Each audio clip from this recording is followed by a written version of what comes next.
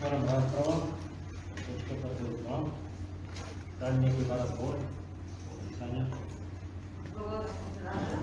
Драго ми е што самиот образувач кажа дека програмата е премногу општа, тоа е мојата прва заметка и критика. Значи, мерките и активностите се премногу општо формулирани. Според нив општо не може да се одреди процентот на реализацијата на таа програма на крајот на годината според начинот на кој се формулирани.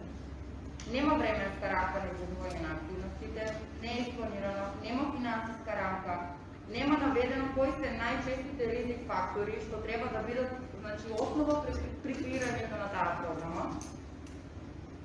Кога се работи за детско престапништво, сметам исто дека терминот малолетничка деликвенција не е соодветен кога се употребува во конотацијата со малолетници, баш затоа и законот во 2013 го доби името Закон за правда за децата, баш заради претходниот несоодветен назив на истиот. И практиката и теоријата, значи, се поклопуваат дека овој проблем не може да се подведе под единствен пристап, затоа што е премногу комплексен. Клучни се три насоки, т.е. пристапи за поефикасна превенција и од кои треба да се тргне, значи, од посебните видови на превенција и интензитетот на ризикот, значи од ризик фактори. Постојат, значи, три вида на превенција, ако сакаме да постигнеме ефикасност. Тоа се универзалната, селективната и индицираната превенција. Со универзалната, значи, цел е во потполно да се спречи да не се развие ризично однесување и да се поттикне позитивно однесување и креирање на универзални превентивни програми за сите деца. Како примери тука се наведува што треба да се вметнат, значи, во програмите клубови за деца со широк избор на програми со забавно-едукативни содржини, превентивни програми, значи, за сајбер насилство, што знаеме дека е доста застапено, исто како и донесување на превентивни програми за врсничко насилство, што исто така знаеме дека е застапено во училиштата, и превентивни програми за насилство во адолесцентни врски. Кај селективната превенција, значи, таа е насочена кон специфична група и поединци чии ризици во развој на нарушување се многу повисоки, значи, од просечните, и затоа треба посебно да се донесат програми за деца кои конзумираат алкохол, за деца кои конзумираат наркотични средства и програми за деца чии што родители се зависими. Индицираната превенција, значи, таа се заснова на индивидуалниот пристап, насочена е кон поединци со многу висок ризик кои манифестираат некоја форма на нарушување во однесувањето и социализацијата.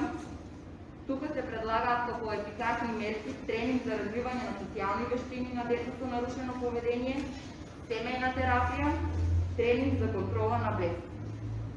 Како критериуми за успешна превентивна програма се наведени најдобар, значи, период за превенција е возраст помеѓу 9 и 13 години, значи уште во основните училишта. Во тој сегмент треба самите училишта да се изработат програми за работа со ранливи категории на ученици и педагозите да поминат обука од страна на општинскиот совет за превенција, за да можат да работат со деца за кои постои ризик од асоцијално однесување во рамки на училиштето. Оваа тема ми е многу блиска, ја имам учено и на факултет и не можам сега да не спомнам, се сеќавам кога професорот праша студентите што мислите од кога почнува воспитувањето кај децата. Одговорите беа најразлични. Според него и според најголем број од теоретичарите, воспитувањето на децата започнува уште пред да се родат. Значи, започнува од семејството, од тоа какви се родителите.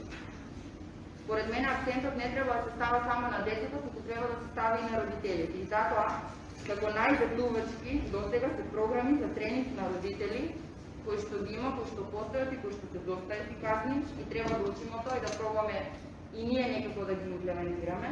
Тие се базирани на подучување на родителите како да ги воочат девијациите образци на однесување на децата, да ги следат и како да го санираат или коригираат негативното однесување на своите деца. Група автори наши, значи експерти во оваа област за детско престапништво, меѓу кои и професорот и студија Лазар Нанев, тие донесуваат концепција за работа на совет, значи за превенција од детско престапништво, значи кои се основаат на локално ниво. Сите се согласни се дека оваа програма, како што сте ја формулирале, е премногу општа воопшта и во оваа програма треба да се предвиде донесување на повеќе различни подпрограми, се со цел да може полесно да се реализира и оваа општа програма. Значи, ќе ве замолам ова да го земете во предвид при изработување на следната програма. Ова само го кажам како насока во која може да се размислува за следен пат. Имам во предвид дека Советот е формиран пред неколку месеци, дека ова е прва програма и затоа не сакам премногу да критикувам. Благодарам.